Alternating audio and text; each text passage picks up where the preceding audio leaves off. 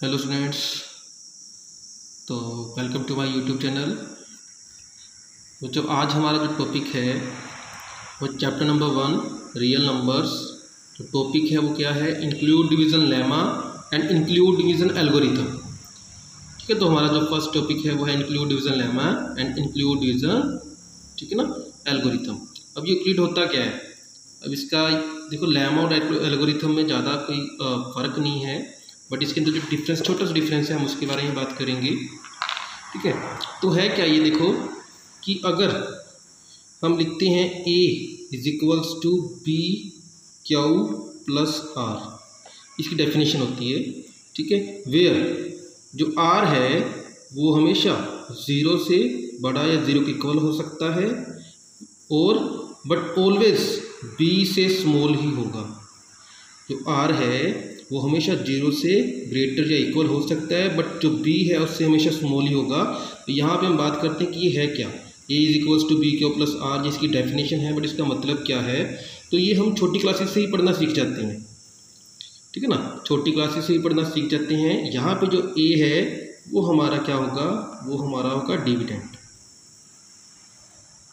And B क्या है, B हमारा है डिवाइजर, मल्टीप्लाई, क्या है, क्या है कोशेंट, प्लस आर क्या है, रिमाइंडर। ये हमने क्लासेस में पढ़ा है। आपने 9th क्लास में एक और चीज़ पढ़ी होगी, जब आपने पॉलिनोमियल चैप्टर किया होगा, उसके अंदर होगा P of x is equals to G of x multiply Q of x plus R of x। यहाँ पे जो ये स्टेटमेंट है, ये सारी की सारी स्टेटमेंट पॉलिनोमियल्स के ऊपर है। जो R है, जो X है, वो पॉलिनोमियल को रिप्रेजेंट करता है, बट यहाँ पे हम पॉलिनोमियल्स की बात नहीं कर रहे। ठीक है, यहाँ पे सिर्फ हम बात कर रहे हैं हमारा इंक्लूड डिवीज़न लेमा की।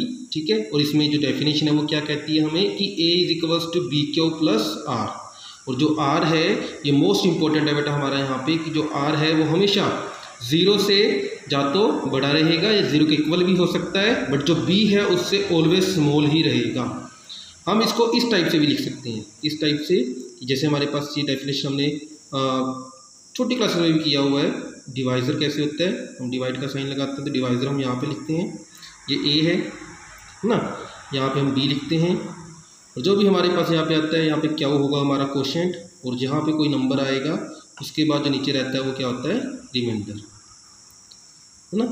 तो जब आप छोटी क्लासेस में थे, ठीक है ना, तो हम सपोज कर लेते हैं कि हमारे पास कोई एग्जांपल लेते हैं, 7 है।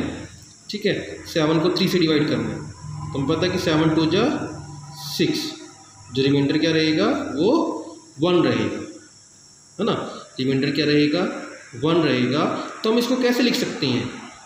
अगर आप ध्यान से देखेंगे तो हमें ये भी चीज़ सिखाई जाती थी, जो टीचर्स हमें बताते थे जब डिवीज़न मेथड करते थे, तो टीचर्स हमें ये बताते थे कि आप इसको वो कैसे कर सकते हैं, वेरीफाई कैसे कर सकते हैं। तो वेरीफाई कैसे कर सकते हैं, तो हम यहाँ पे लिखेंगे 7 इज इक्वल्स टू, और 3 और 2 को मल्टीप्लाई करेंगे, और उसके अंदर जो रिमाइंडर है वो ऐड कर देंगे। तो आप यहाँ पे सोल्व करके भी देख लीजिए, तो ये आपका इक्वल ही आएगा। तो ये हम वेरीफाई करने के लिए करते थे। तो ये हमारा यहीं से बेटा हमारी ये डेफिनेशन बनती है कि A is equals to B Q plus R. अगर आप जहाँ ध्यान से देखेंगे जो रिमाइंडर आया है, ठीक है ना, वो रिमाइंडर जो है, रिमाइंडर 1 है, वो 0 से बड़ा है, बट जो B है, B क्या है यहाँ पे, B इसके अकॉर्डिंग 3 है, 3 से छोटा है ना। तो ये सारी जो डेफिनेशंस है इंक्लूड डिवीज़न लेमा की, ठीक है, वो यहाँ से बनती है। अब लेमा और एल्गोरिथम में है क्या डिफरेंस, क्या है, तो मैं आपको बता दूँ, जो लेमा होता है बेटा वो ऑलरेडी प्रूफ होता है। जो लेमा होता है वो हम ऑलरेडी प्रूफ की हुई स्टेटमेंट को हम यूज़ करते हैं, कि पहले किसी ने प्रूफ की होगी स्टेटमेंट, ठीक है ना, उसको हम यहाँ पे यूज़ कर रहे हैं डायरेक्ट। ठीक है, बट एल्गोरिथम के अंदर क्या होता है, एल्गोरिथम में हम स्टेप वाइज डिफाइन करते हैं। ठीक है ना, जैसे अगर आप कोई सम करते हैं तो आपको वहाँ पे स्टेप होते हैं सम को करने के। स्टेप 1 होता है, फिर आप स्टेप 2 करेंगे, फिर आप स्टेप 3 करेंगे, इस टाइप से। अब ये तो है नहीं कि आप स्टेप 3 पहले कर देंगे, स्टेप 1 बाद में करेंगे, वो सम तो गलत हो जाता है ना। तो जब हम स्टेप वाइज कोई क्वेश्चंस करते हैं वो आता है एल्गोरिथम में। ठीक है, और अगर कोई स्टेटमेंट पहले से ही प्रूफ की गई हो तो वो आती है लेमा के अंदर। तो इन दोनों में थोड़ा सा कॉमन डिफरेंस ये है, ठीक है। रहेगा दोनों में यही चीज़ कि जो हमारी डेफिनेशन है वो यही रहेगी। किसकी डेफिनेशन? यूक्लिड डिवीजन लेमा या एल्गोरिथम की डेफिनेशन जो है वो यही रहेगी, ठीक है। तो ये तो हमारा है पूरा टॉपिक कि हमने क्या करना है। होप कि आपको ये समझ में आया होगा ताकि अब हम इसके क्वेश्चंस कर सकें। अगर कोई प्रॉब्लम है तो आप यहाँ कमेंट सेक्शन में इसमें बता सकते हैं, ठीक है। तो होप कि मैं वो आपको इस प्रॉब्लम को सोल्व कर सकूँ, ठीक है। ओके, अब बात आती है कि इस एक्सरसाइज में, इस चैप्टर में इसका मतलब क्या है कि अब इसके अंदर हम सोल्व कैसे करेंगे, हम क्या चीज़ इससे फाइंड आउट करेंगे। तो जो यूक्लिड डिवीजन लेमा है, ठीक है, वो किसके लिए फाइंड आउट किया जाता है, वो हम यहाँ पे फाइंड आउट करने के लिए करेंगे HCF। वैसे तो आपके पास HCF फाइंड आउट करने के लिए प्राइम फैक्टराइजेशन होता है ना, हमारे पास प्राइम फैक्टराइजेशन होती है ना, उसके अकॉर्डिंग हम प्राइम फैक्टर्स के अकॉर्डिंग हम HCF फाइंड आउट कर सकते हैं। बट यहाँ पे हम इसके अकॉर्डिंग कैसे फाइंड आउट करेंगे HCF वो बताएंगे, ठीक है। मैं आपको सिंपल एक छोटा सा एग्जांपल लेके बताता हूँ। जैसे मान लो एक 125 है और एक 45 है, ये दो नंबर्स हैं, ओके। एक 125 है, एक 45, ये दो नंबर्स हैं, ठीक है। इन दो नंबर्स में हमने HCF फाइंड आउट करना है, ठीक है। आप प्राइम फैक्टराइजेशन से भी कर सकते हैं, बट अगर वहाँ पे ये बात बोल दिया गया हो कि यूज यूक्लिड डिवीजन एल्गोरिथम, देखो जब भी ऐसे क्वेश्चन सोल्व करने के लिए आएंगे वहाँ पे लिखा होगा यूक्लिड डिवीजन एल्गोरिथम, ठीक है।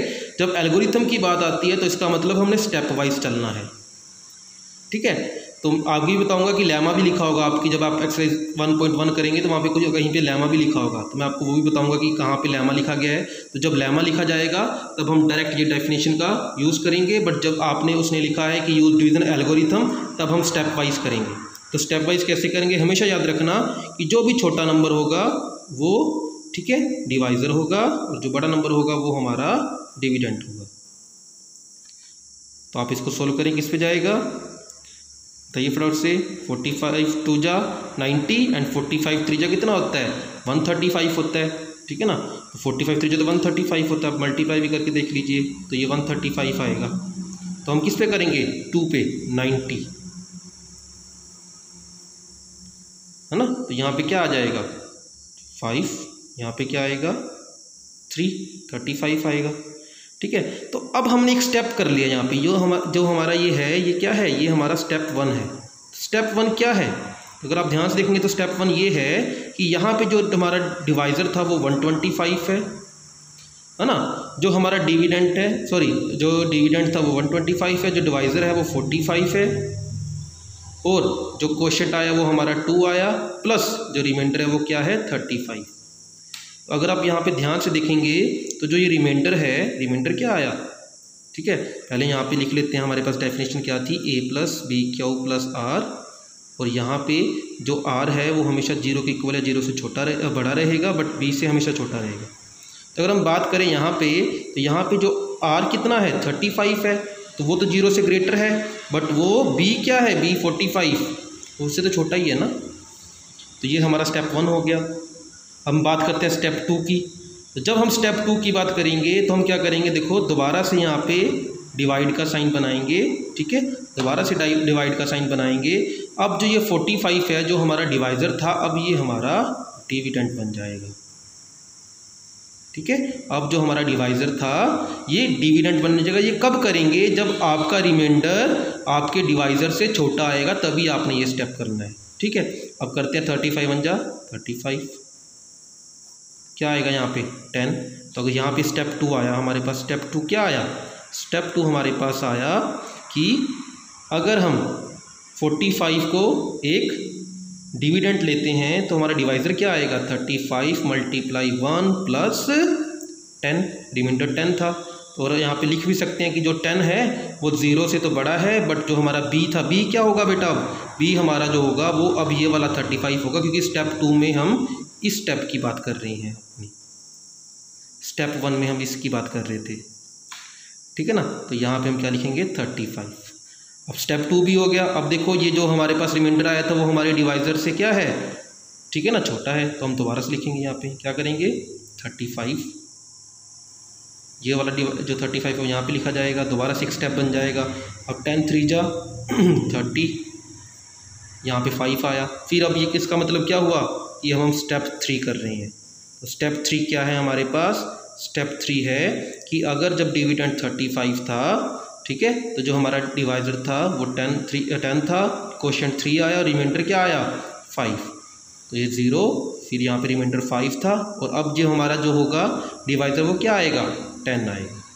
ये कब तक करना है, ये तब तक करना है जब तक रिमाइंडर हमारा 0 ना आ जाए, ठीक है। तो अब यहाँ पे जब इसको डिवाइड करेंगे तो यहाँ पे क्या आएगा, यहाँ पे 10 आएगा, तो 5 2 जा 10, तो अब देखो रिमाइंडर 0 आ गया, ठीक है। तो ये स्टेप 4 लिखा जाएगा।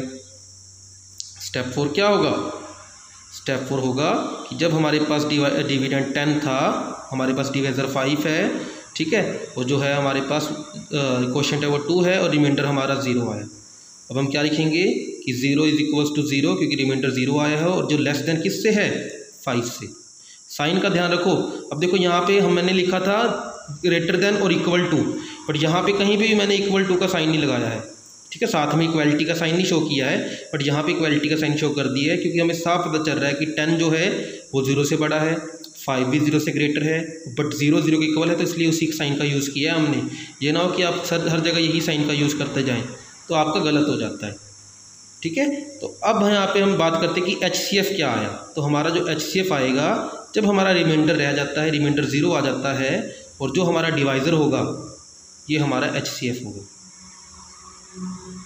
जो हमारा डिवाइज़र होगा जब रिमाइंडर 0 आ जाएगा उसको क्या माना जाएगा, वो हमारा HCF माना जाएगा।